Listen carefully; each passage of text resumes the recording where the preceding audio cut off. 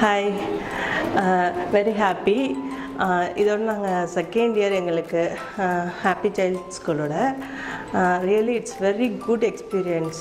எப்படி சொல்கிறதுனா, நிறையா ஸ்கூல் பார்த்துட்டு அதுக்கப்புறம் தான் நான் வந்து இங்கே ஜாயின் பண்ணோமே. குழந்தைங்க எப்படி வீட்டில் இருக்கிறாங்களோ அதே அட்மாஸ்பியர் எல்லாமே கொடுத்து ஃப்ரீயாக அவங்க எஜுகேஷனை தாண்டி எல்லாமே லேர்ன் பண்ணணும் அப்படின்னு நினைக்கிறாங்க.